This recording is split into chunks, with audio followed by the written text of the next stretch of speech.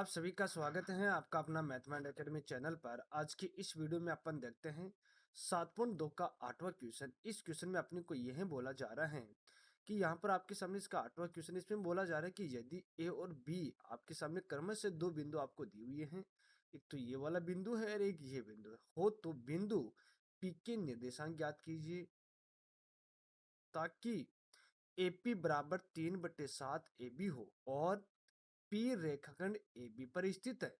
इसमें यह बोला जा रहा है कि जो पी है, जो पी बिंदु वो ए बी के ये रेखाखंड ए बी के ऊपर स्थित है। तो क्वेश्चन तो आपके समझ में आ गया होगा। क्वेश्चन में अपने को यह बोला जा रहा है कि आपको पी बिंदु के निर्देशांक तो आपको ज्ञात करना है और ए और बी के निर्देशांक ये आपको दिए हुए हैं और यहाँ पर आपको एक कंडीशन दी जा रही है एपी बराबर 3/7 ए बी। ये आपको इसीलिए दी जा रही है कि जो अपन अनुपात निकालेंगे वो कंडीशन आपके सामने यहाँ पर है। तो मैंने आपके सामने क्या किया है, एक रेखाखंड में आपके सामने बनाऊंगा। हाँ, यहाँ पर मैंने आपके सामने एक रेखाखंड बनाया।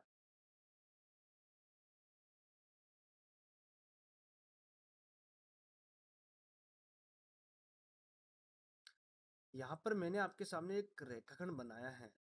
उसके बाद में यहाँ पर तो मेरे पास में क्या है, ए बिंदु है और ये मेरे पास में क्या है, बी बिंदु। अब ए बी रेखाखंड पर कोई बिंदु आपके सामने है, कौन सा, पी बिंदु है। अब ए बिंदु के निर्देशांक तो आपको दिए हुए हैं, यहाँ पर -2 और यहाँ पर है -2। उसके बाद में बी बिंदु के निर्देशांक हैं 2 कोमा -2 कोमा -4, ये तो है। और पी बिंदु के निर्देशांक अपने को ज्ञात करना, तो यहाँ पर लिख देता हूँ x और y मैंने इसको माना। उसके बाद में जो आपके सामने इसका अनुपात भी अपने को चाहिए, तो एक बार मैंने यहाँ पर मान लिया है कि m1 और m2 मेरे पास में जो p बिंदु को मैंने इसको बांट दिया। इस रेखाखंड को जो इस रेखाखंड के अंदर जो p बिंदु है इसको मैंने m1 और m2 अनुपात में मैंने क्या किया, इसको बांट दिया है। अब यहाँ पर एपी की कंडीशन आपको दी जा रही है 3/7 एबी। अगर मेरे को यहाँ पर बीपी निकालनी है तो मैं एबी में से अगर एपी घटा दूं तो मेरे पास में क्या प्राप्त हो जाए, बीपी। फिर से ध्यान से सुनना है, मेरे को अगर बीपी निकालनी है इसमें से तो मैं क्या करूंगा, कंप्लीट एबी में से अगर मैं एपी घटा देता हूं तो मेरे पास में क्या बचेगी, बीपी तो बचेगी। तो यहाँ पर सबसे पहले मेरे को दिया हुआ है वो तो यहाँ पर मैं लिख देता हूँ। ए बिंदु के निर्देशांक मेरे पास में यहाँ पर है -2,2 है, नहीं, -2, है। और बी बिंदु के निर्देशांक मेरे पास में है 2, -4 है, तो है। फिर उसके बाद में जो पी बिंदु के नहीं, पी बिंदु के निर्देशांक तो मैंने इसको माना है, यहाँ पर लिख देता हूँ मैं माना कि पी बिंदु के निर्देशांक आपके सामने क्या माना मैंने, पी, और यहाँ पर मैंने लिखा x और y मैंने लिखा, ठीक है। उसके बाद में अपन क्या करेंगे, जो आपके यहाँ पर एपी की कंडीशन आपको यहाँ पर दी जा रही है कि एपी बराबर आपके सामने है 3/7 ए बी है। उसके बाद में अगर मेरे को यहाँ पर बीपी निकालनी है तो यहाँ पर लिखूंगा मैं बीपी बराबर, ये कहाँ से प्राप्त होगी बीपी, अगर मैं ए बी में से अगर एपी में घटा दूं तो यहाँ पर लिखूंगा मैं ए बी माइनस क्या लिखूंगा मैं, एपी लिखूंगा, तो किया। उसके बाद में यहाँ पर लिखूंगा मैं बीपी बराबर A B minus AP. AP ये मेरे पास में है 3/7, 3/7 यहाँ पर लिखूंगा मैं ए बी। अब बट्टे में मैंने 1 लगाया है, यहाँ पर लिखूंगा मैं बीपी। अब मैंने क्या किया है कि बट्टे में लघुत्तम लिया, यहाँ पर मैंने लघुत्तम लिया, 7 प्राप्त हुआ है। 1 का 7 में भाग दूंगा, 7 को मैं ए बी से गुणा करूंगा, यहाँ लिखूंगा 7 ए बी माइनस 7 का 7 में मैंने भाग दिया, 1 को मैं 3 ए बी से गुणा करूंगा, तो यहाँ लिखूंगा 3 ए बी। अब 7 ए बी में से 3 ए बी को मैंने घटाया, तो यहाँ लिखूंगा बीपी बराबर में क्या प्राप्त हो जाए, 4/7 और यहाँ पर लिखूंगा मैं ए बी, तो लिखा। अब यहाँ पर आपके सामने जो अनुपात हैं वो आपके सामने m1 और m2 अनुपात में यहाँ पर हैं, तो यहाँ पर लिखूंगा मैं m1 बट्टे में m2, ठीक है। अब m1 की कंडीशन आपके सामने क्या है, एपी है, तो यहाँ लिखूंगा मैं एपी बट्टे में और M2 की कंडीशन आपके सामने क्या है, BP है। देखो यहाँ पर M2 कंडीशन क्या है, BP है, तो यहाँ पर लिख देता हूँ मैं BP। अब AP का मान आपके सामने है 3/7 AP है, तो यहाँ लिखेंगे 3/7 AB बटे में BP की कंडीशन आपके सामने क्या है, 4/7, 4/7 इंटू में, नहीं 4/7 और क्या है, AB है, ये तो है। उसके बाद में यहाँ पर आपके सामने AB से AB आपके सामने कैंसिल हो गया।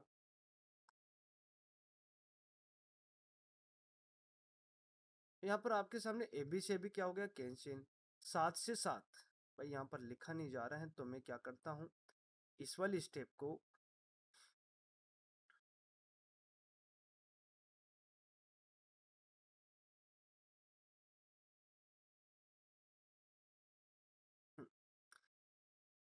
मैं यहाँ पर आपके सामने लिखूंगा M1 बटे में M2 लिखूंगा।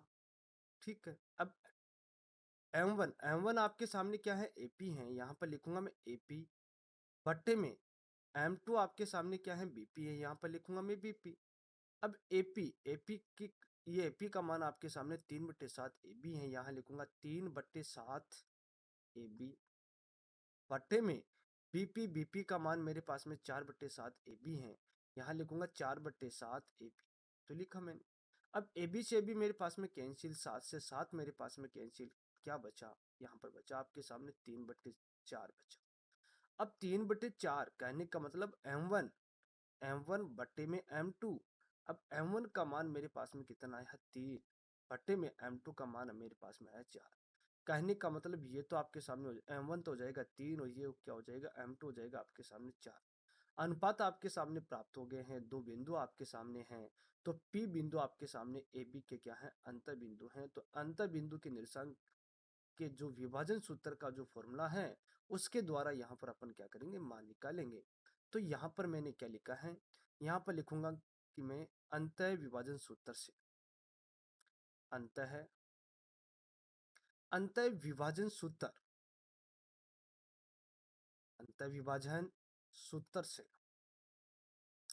अब अंतः विभाजन सूत्र आपके सामने यहाँ पर है P और x कोमा यहाँ पर लिखूंगा मैं y बराबर में, यहाँ पर लिखूंगा मैं M1 x2 प्लस में M2 x1 बट्टे में क्या लिखूंगा, M1 प्लस M2 लिखूंगा। इसी प्रकार से y बिंदु की निरसन यहाँ पर लिखेंगे M1 y2 प्लस में M2 और y1 बट्टे में क्या लिखूंगा मैं, M1 प्लस M2 लिखूंगा। ये तो लिखा मैंने। अब क्या करेंगे, इसके अंदर पर मान पुट करते हैं, तो क्या प्राप्त होता है देखते हैं। M1 का मान मेरे पास में 3 है, यहाँ पर मैं लिखूंगा 3 इंटू में x2 का मान मेरे पास में कितना है, x2 का मान हो जाएगा -4, यहाँ लिखूंगा -4 प्लस का M2 का मान मेरे पास में 4 है, यहाँ लिखेंगे 4 इंटू x1 का मान मेरे पास में है -2, तो लिखूंगा -2 बटे में यहाँ पर M1 और M2 का मान आपके सामने 3 प्लस क्या हो जाएगा 4। फिर इसी प्रकार से M1 का मान मेरे पास में 3 इंटू y2 का मान मेरे पास में है,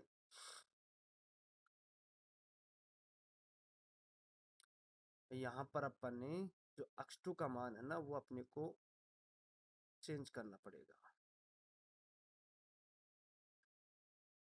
ठीक है, यहाँ पर M1 का मान तो होगा 3 इंटू में x2 का मान आपके सामने यहाँ पर 2 है। ठीक है, और तो बिल्कुल सही है।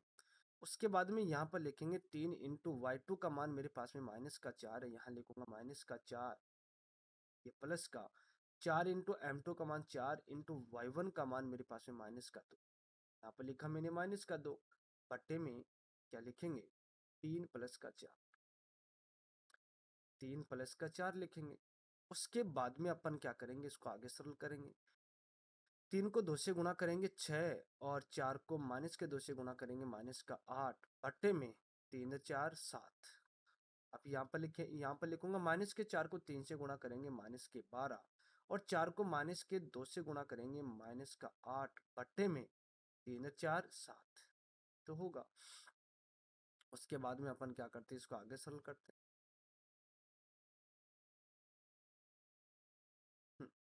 यहाँ पर मैंने इसको आगे सरल किया तो मेरे पास में क्या प्राप्त होगा, माइनस के 8 प्लस का 6 क्या प्राप्त होगा, माइनस का 2 बट्टे में क्या होगा 7। फिर उसके बाद में माइनस का 12 माइनस का 8 क्या हो जाएगा, माइनस का 20 बट्टे में क्या हो जाएगा 7। अब ये माइनस के 2/7 और माइनस के 20/7 क्या है ये आपके सामने P बिंदु के निर्देशांक हैं। यहाँ पर लिखूंगा अतः P बिंदु P बिंदु P बिंदु के निर्देशांक P बिंदु के निर्देशांक वो यहाँ पर आपके सामने प्राप्त हुआ है, माइनस का 2/7 और माइनस का 20/7। ठीक है, और यही इसका क्या हो जाएगा, आंसर हो जाएगा। इसी प्रकार से आपके सामने इसका अगला क्वेश्चन है। इसका आपके पास में यहाँ पर 7.2 का 9वां क्वेश्चन, इसमें बोला जा रहा है कि बिंदुओं, यहाँ पर दो बिंदु आपको दिए हुए हैं, को जोड़ने वाले रेखाखंड AB को 4 बराबर भागों में विभाजित करने वाले बिंदु के निर्देशांक ज्ञात कीजिए। ऐसा मान के चले कि आपके सामने कोई AB को एक रेखाखंड है, उसके 4 बराबर बराबर क्या करना है, भाग करना है। 4 बराबर भाग तो आपको करना आता ही होगा। तो यहाँ पर मैंने आपके सामने कोई एक रेखाखंड बनाया। ठीक है, ये रेखाखंड मेरे पास में क्या है, AB कोई एक रेखाखंड है। ठीक है, यहाँ पर लिख देता हूँ मैं आपके सामने A है, ये मेरे पास में क्या है, B है। इस वाले AB रेखाखंड के मेरे को क्या करना है, 4 भाग करने हैं। तो एक तो यहाँ पर हो जाएगा, एक बिंदु मेरे पास में यहाँ पर हो जाएगा, और एक मैं आपके सामने यहाँ पर लिख देता हूँ। अब देखो 1 2 3 और 4, 4 भाग मैंने आपके सामने इसके किए। इसमें भी बोला जा रहा है कि 4 बराबर भाग करना, मैंने बराबर बराबर इसके भाग किए। अब पहले इसको तो मैं नाम देता हूँ P, यहाँ पर मैंने नाम दिया Q, यहाँ पर मैं नाम दूंगा R। अब A बिंदु के निर्देशांक मेरे पास में है माइनस के 2 कोमा क्या है, 2 है। और B बिंदु के निर्देशांक में मेरे पास में 2 कोमा कितना है, 8 है, तो है। अब ऐसे मान के चले कि यहाँ पर आपके सामने एक है, यहाँ पर एक है, यहाँ पर एक है, यहाँ पर क्या है, एक है। एक एक भाग मैंने इसके किए, और ये बराबर बराबर भाग भी हैं। अगर मेरे को यहाँ पर मैं आपके सामने एक दूसरा रेखाखंड, ये रेखाखंड मैं आपके सामने बनाता हूँ। ठीक है, पहले अपन क्या करेंगे, जो P बिंदु के निर्देशांक अपन निकालेंगे। तो यहाँ पर मैंने आपके सामने नाम दिया है A, और यहाँ पर मैंने लिखा B, और यहाँ पर मैंने लिख दिया है P। अब देखो, अब यहाँ पर जो P बिंदु, इसके अनुपात अपने को, ये पहले कि इस रेखाखंड के अपने को अनुपात अपने को निकालना है। तो AP वाला पार्ट तो आपके सामने हो गया, यहाँ पर एक, ये तो हो जाएगा एक। अब BP, PB या BP की बात हो रही है, तो यहाँ पर 1 2 3। अब इसका अनुपात आपके सामने प्राप्त हो गया है 3। A बिंदु के निर्देशांक आपके सामने माइनस का 2,2 है। P बिंदु के निर्देशांक आपके सामने क्या है, 2,8 है। तो P बिंदु के ये अपन निर्देशांक तो अपन निकाल सकते हैं, ये तो आसान तरीका अपने पास में, जो अंतर विभाजन सूत्र के द्वारा अपन निकालेंगे, अब तो कोई दिक्कत ही नहीं है। यहाँ पर मैंने क्या किया है कि P बिंदु के निर्देशांक मैंने माना। यहाँ पर पहले तो मेरे को जो दिया हुआ है वो यहाँ पर लिखूंगा मैं। A बिंदु के निर्देशांक मेरे को दिया हुआ है माइनस के 2,2। P बिंदु के निर्देशांक मेरे पास में है 2,8, और M1 अनुपात M2 वो मेरे पास में है 1:3 है। और जो P बिंदु के निर्देशांक मैंने माना, यहाँ पर लिखूंगा माना कि P बिंदु के ये निर्देशांक मैंने लिखा x, y। अब अपन क्या करेंगे, जो अंतर विभाजन का जो सूत्र है उसके द्वारा अपन इसको सरल करेंगे। यहाँ लिखूंगा मैं अंतर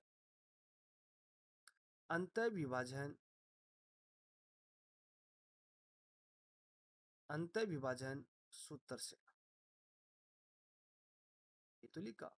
अब अंतर विभाजन सूत्र आपके सामने यहाँ पर लिखूंगा P और x और y बराबर में, यहाँ पर लिखूंगा M1 x2 प्लस में M2 x1 बट्टे में M1 प्लस M2, ऐसा मैंने लिखा।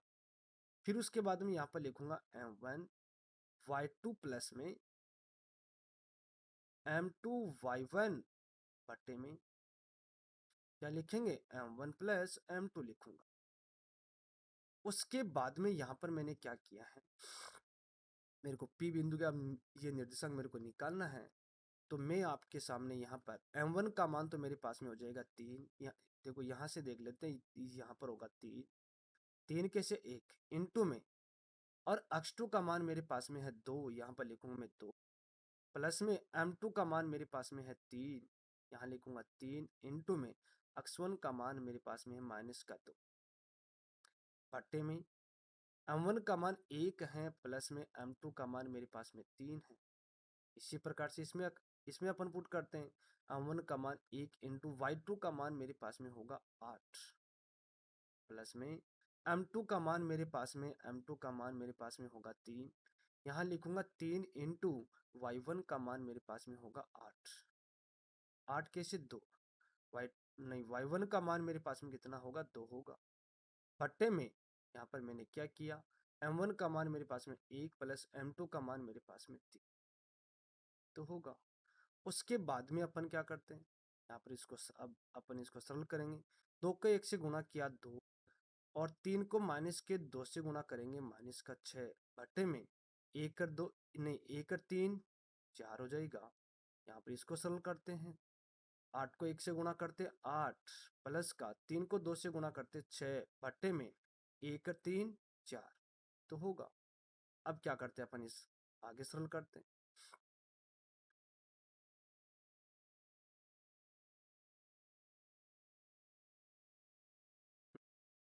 यहाँ पर मैंने इसको आगे सरल किया तो मेरे पास में यहाँ पर क्या प्राप्त होगा, 2 माइनस के 6 माइनस का 4 बट्टे में 4, उसके बाद में 8 6 8 6 हो जाएगा 14, 14 बट्टे में 4 तो होगा।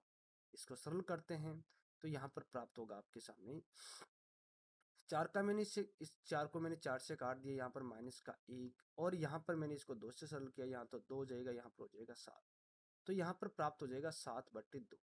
ये माइनस का 1 और 7/2 ये क्या प्राप्त हुआ है, ये आपके सामने P बिंदु के निर्देशांक प्राप्त हुआ है। तो यहाँ पर लिखूंगा मैं ये P बिंदु के अतः, यहाँ पर लिखूंगा अतः P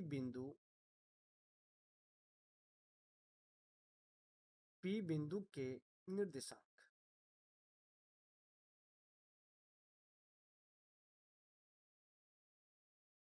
P बिंदु के निर्देशांक वो मेरे पास में यहाँ पर प्राप्त हो जाएगा क्या, माइनस का 1 और 7/2 प्राप्त हो जाएगा तो होगा। अब मेरे को क्या करना है, यहाँ पर क्यू बिंदु के निर्देशांक निकालना, क्यू बिंदु के ये निर्देशांक तो अपन आसानी से निकाल सकते हैं। वो कैसे, अपन क्या करेंगे, जो मध्य बिंदु की जो निर्देशांक का जो फॉर्मूला है उसके द्वारा अपन क्या करेंगे, क्यू बिंदु के निर्देशांक निकालेंगे। क्या ये क्यू बिंदु मध्य में है, बिल्कुल है, क्योंकि देखो 1 1 2 1 1 2, इसका मतलब इधर वाला पार्ट 2 है, इधर वाला पार्ट 2 तो बीच में हो गया। और आपके पास में मध्य बिंदु के निर्देशांक का फॉर्मूला आपके सामने है, x1 plus x2/2 y1 plus y2/2 के द्वारा अपन क्या करते हैं, इसको सरल कर सकते हैं। तो यहाँ पर मैंने क्या किया है, हाँ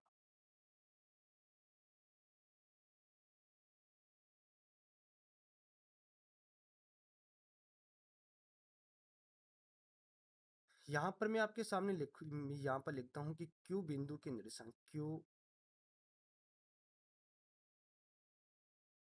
बिंदु के निर्देशांक,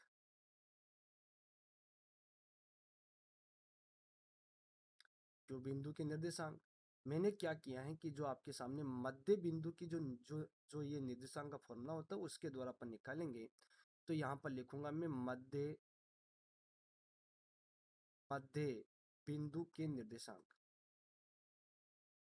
मध्य बिंदु के निर्देशांक, मध्य बिंदु के निर्देशांक मैंने आपके सामने यहाँ पर लिखा। अब मध्य बिंदु के निर्देशांक क्या होगा आपके सामने, x1 प्लस x2 बट्टे में 2, फिर उसके बाद में y1 प्लस y2 बट्टे में 2, ये तो होगा। इस वाले फॉर्मूले के द्वारा मैंने क्या किया कि इसको सरल किया।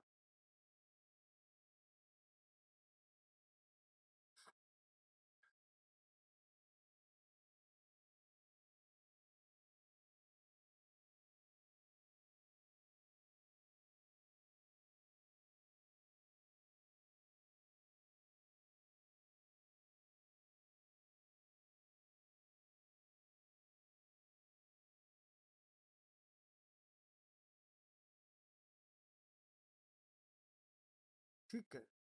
इस वाले फ़ॉर्मूले के द्वारा मैंने हाँ, यहाँ पर मेरे को Q बिंदु के निर्देशांक मेरे को निकालना। अब x1 का मान आपके सामने होगा -2। तो यहाँ पर मैं आपके सामने क्या लिखूँगा? यहाँ पर मैं आपके सामने लिखूँगा कि x1 का मान तो -2 हो जाएगा, -2 प्लस में x2 का मान आपके सामने हो जाएगा 2। यहाँ पर लिखेंगे 2 बट्टे में यहाँ लिखूँगा 2। फिर उसके बाद में हुँ, अब y1 का मान आपके सामने है 2, यहाँ पर लिखेंगे 2 प्लस में y2 का मान होगा आपके सामने यहाँ पर 8, 8/2 लिखेंगे। उसके बाद में अपन इसको क्या करेंगे? सरल करेंगे। 2 माइनस के 2 0 बट्टे में 2, फिर उसके बाद में 8 और 2 10, 10 बट्टे क्या लिखेंगे? 2। इसको आगे सरल करेंगे। इसको आगे मैं सरल करूँगा। 2 का 0 में मैंने भाग दिया तो क्या प्राप्त हुआ? 0। और 2 का मैंने 10 में भाग दिया 5, यहाँ पर लिख दूंगा मैं 5। अब ये 0 और 5 क्या है ये आपके सामने क्यू बिंदु के निर्देशांक हैं। तो यहाँ पर क्या लिखूंगा मैं? अतः यहाँ पर लिखूंगा अतः क्यू बिंदु के निर्देशांक क्यू बिंदु के निर्देशांक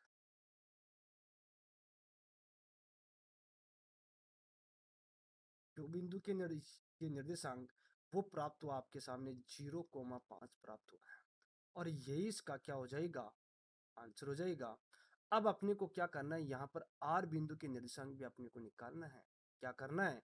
ये आर बिंदु क्या करना है? इसके भी अपने को ये निर्देशांक निकालना है। तो जैसे मैंने आपके सामने पी बिंदु के निर्देशांक निकाला वैसा का वैसा ही अपन क्या करेंगे? क्यू बिंदु नहीं, आर बिंदु के निर्देशांक अपन निकालेंगे। तो मैं क्या करता हूँ, इसको नेक्स्ट वाले पेज के ऊपर पहले एक रेखाखंड में बना लेता हूँ। यहाँ पर मैंने आपके सामने एक रेखाखंड मैंने बनाया, ठीक है। यहाँ पर तो मैं लिख देता हूँ आपके सामने ए, और यहाँ पर तो मैंने आपके सामने लिखा है ए, और यहाँ पर मैं लिखूंगा आपके सामने बी, ठीक है। और यहाँ पर मेरे पास में है आर है। ए और बी बिंदु के निर्देशांक पहले अपन लिख लेते हैं। ए बिंदु के निर्देशांक मेरे पास में होगा हम्म, ए बिंदु के निर्देशांक मेरे पास में यहाँ पर है -2 और 2, और बी बिंदु की निर्देशांक 2,8 तो है। तो यहाँ पर मैंने आपके सामने लिखा -2 और -2, और इसके निर्देशांक 2, क्या है? 8 है, ठीक है। ये तो है। अब आपको अनुपात भी देखना है। अब देखो यहाँ पर आरबी तो आपके सामने एक भाग है, और यहाँ ए आर आपके सामने 1 2 3 भाग है। तो यहाँ पर क्या लिखेंगे? आरबी तो लिखेंगे 3 भाग थे, और नहीं, ए आर तो आपके सामने 3 भाग थे, और आरबी आपके सामने क्या है? 1 भाग है। और जो आर बिंदु की जो निर्देशांक मैंने इसको माना अक्ष कोमा मैंने ये वाई मान लिया। अब अपन क्या करेंगे? यहाँ पर इसको अंतः विभाजन सूत्र के द्वारा इसको सरल करेंगे। तो यहाँ पर लिखूंगा मैं अंतः विभाजन सूत्र से अंतः विभाजन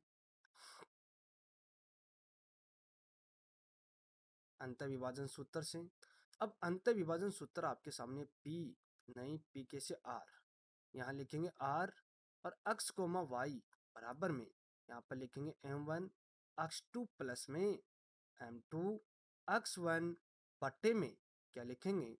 m1 प्लस m2। फिर यहाँ पर लिखूंगा मैं m1 y2 प्लस में m2 y1 बट्टे में क्या लिखेंगे?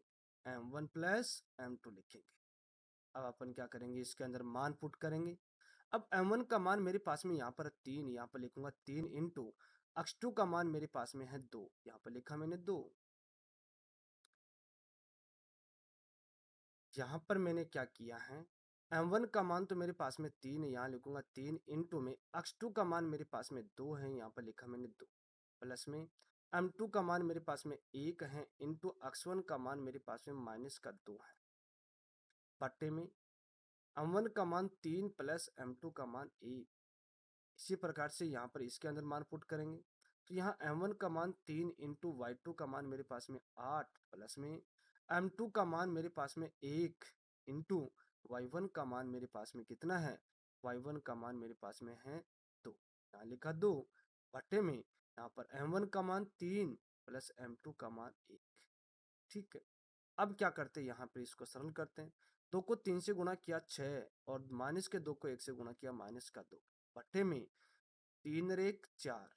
फिर इसी प्रकार से 8 को 3 से गुणा करते हैं, 8 3 24 और 2 को 1 से गुणा किया 2 बटे में यहाँ पर 3 रेख 4 तो प्राप्त हुआ।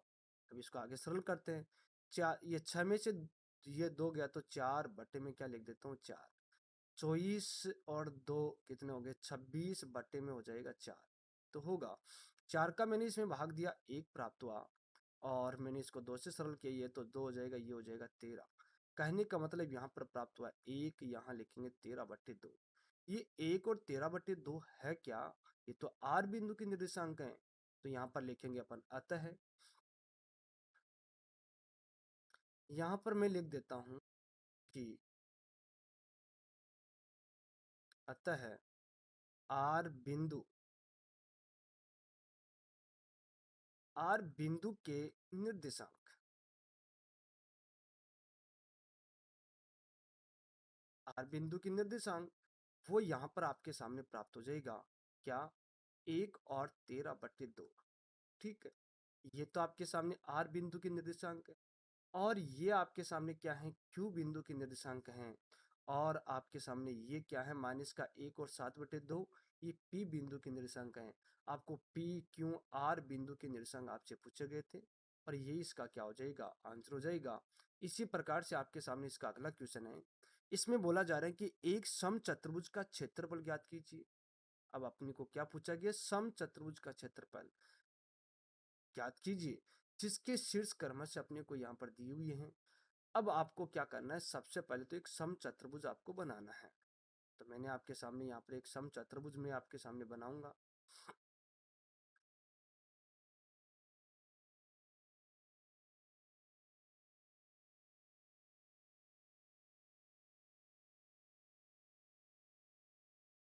ठीक है, मैंने आपके सामने यहाँ पर एक समचतुर्भुज बनाया है। अब समचतुर्भुज के जो शीर्ष है, ये तो मेरे पास में ए है, ये मेरे पास में बी है, ये मेरे पास में सी है, ये मेरे पास में क्या है, ई है। ए बिंदु के निर्देशांक आपको दिए हुए हैं 3,0। जो बी बिंदु है वो आपके सामने है 4,5। सी बिंदु आपके सामने यहाँ पर है माइनस का 1,4। डी बिंदु मेरे पास में है माइनस का 2, माइनस का 1 तो है। अब मैंने क्या किया आपके सामने, यहाँ पर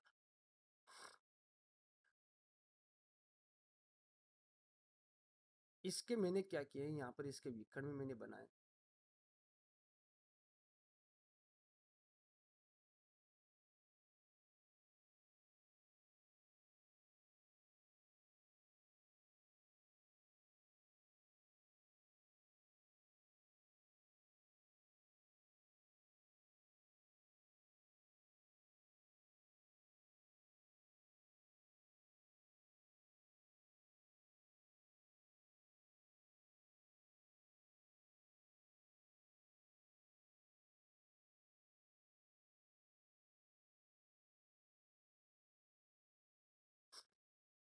यहाँ पर मैंने आपके सामने ये दो विकर्ण मैंने बनाए हैं।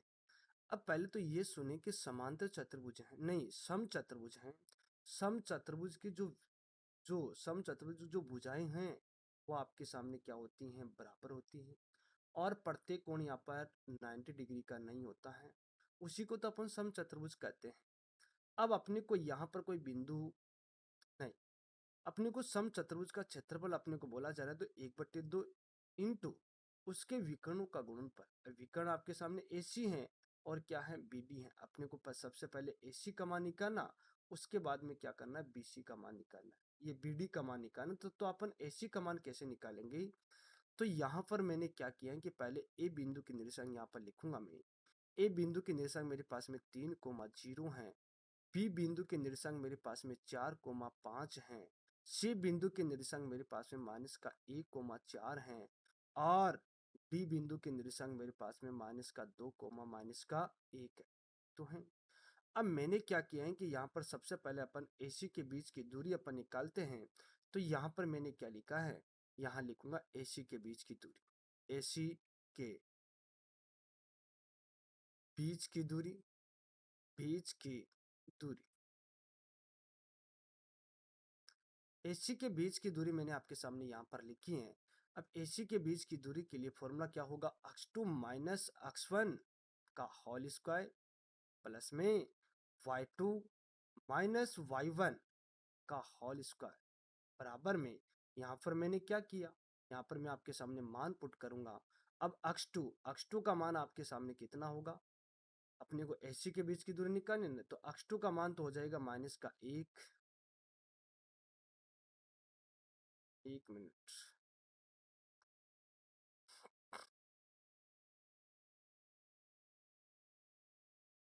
यहाँ पर मैंने क्या किया है कि जो मेरे पास में x2 है, x2 का मान तो मेरे पास में माइनस का 1 है, यहाँ लिखेंगे माइनस का 1, फिर माइनस x1 का मान है 3, यहाँ लिखेंगे 3 का होल स्क्वायर प्लस में y2 का मान मेरे पास में 4 है, यहाँ लिखेंगे 4 माइनस y1 का मान मेरे पास में 0 है का होल स्क्वायर, ये तो होगा। उसके बाद में मैंने क्या किया, उसके बाद में यहाँ पर इसको अब सरल करेंगे, तो यहाँ पर आपके सामने प्राप्त हो जाएगा माइनस का 1 माइनस का 3 माइनस 4 का होल स्क्वायर प्लस में 4 माइनस 0, तो यहाँ लिख देते हैं 4 का स्क्वायर, तो लिख देते हैं। इसको आगे सरल कर लेते हैं, इसको आगे सरल करेंगे तो यहाँ पर माइनस 4 का स्क्वायर कितना हो जाएगा 16 प्लस में, और 4 का स्क्वायर कितना हो जाएगा 16, तो होगा। अब यहाँ पर क्या करते हैं अपन, 16 16 कितना हो जाएगा, यहाँ पर आपके सामने हो जाएगा 32, तो यहाँ पर लिखूंगा मैं आपके सामने रूट का 32। अब रूट के 32 को मैं ऐसे भी तो लिख सकता हूँ 16 × 2। अब रूट के 16 का मान कितना होता है 4, और यहाँ पर रूट के 2, ये तो आपके सामने AC के बीच की दूरी आई है। इसी प्रकार से अपने को क्या करना है, BD के बीच की दूरी भी अपने को निकालनी है, तो यहाँ पर मैंने क्या लिखा, यहाँ पर लिखूंगा मैं आपके सामने BD के बीच की दूरी, BD के बीच की दूरी, BD के बीच की दूरी,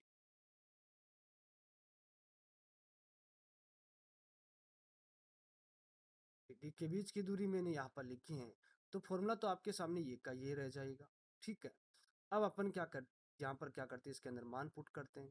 यहाँ पर मान पुट करूंगा तो मेरे पास में यहाँ पर x2 का मान तो हो जाएगा मेरे पास में माइनस का 2, यहाँ लिखूंगा माइनस का 2 माइनस x1 का मान हो जाएगा 4, यहाँ पर लिखूंगा माइनस 4 का होल स्क्वायर प्लस में y2 का मान मेरे पास में माइनस का 1 है, माइनस का 1 माइनस y1 का मान मेरे पास में 5 है का होल स्क्वायर बराबर में, इसको आगे सरल करते हैं। अब यहाँ पर माइनस का 2 माइनस का 4 माइनस 6 का होल स्क्वायर प्लस में -1 -1 नहीं, माइनस का 1 माइनस का 5 माइनस 6 का होल स्क्वायर बराबर में। अब 6 का स्क्वायर कितना होता है, 6 का स्क्वायर होता है 36 प्लस में 6 का स्क्वायर कितना होता है 36, 36 36 कितना हो जाएगा 72, यहाँ लिख देते हैं 72। अब 72 को क्या लिख सकते हैं अपन, यहाँ लिखेंगे 36 × 2, अब रूट के 36 का मान 6, और यहाँ हो जाएगा रूट का 2, ये तो होगा। अब यहाँ पर आपके सामने AC और BC, ये AC और BD के बीच की दूरी मैंने आपके सामने निकाली है। अब ध्यान से सुने, अपने को समचतुर्भुज का क्षेत्रफल के लिए बोला गया है, तो यहाँ लिखूंगा मैं समचतुर्भुज का क्षेत्रफल,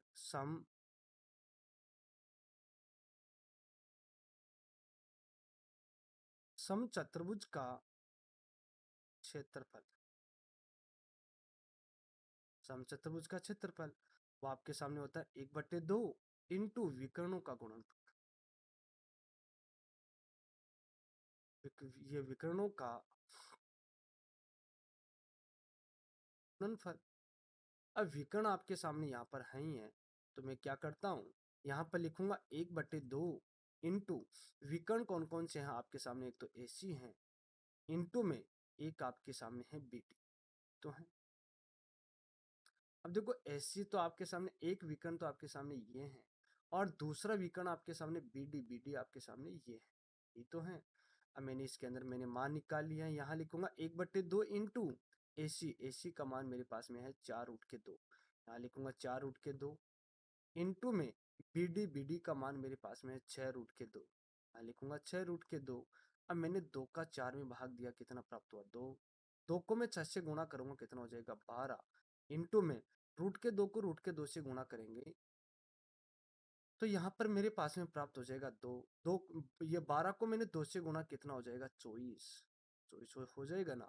और 24 वर्ग इकाई भी लिख देते हैं, यहाँ लिखूंगा वर्ग इकाई। वर्ग इकाई मैंने इसीलिए ये लिखी है क्योंकि ये समचतुर्भुज का क्षेत्रफल के लिए अपने को वर्ग इकाई लगाना जरूरी है। तो यहाँ पर समचतुर्भुज का क्षेत्रफल कितना आया आपके सामने आया 24 वर्ग इकाई, और यही इसका क्या हो जाएगा आंसर हो जाएगा। अगर आज का वीडियो अगर आपको अच्छा लगा तो वीडियो को लाइक करना, शेयर करना, कमेंट करना, चैनल को भी सब्सक्राइब करना। कल अपन क्या करेंगे, जो इसके नेक्स्ट ये प्रश्नावली हैं वो अपन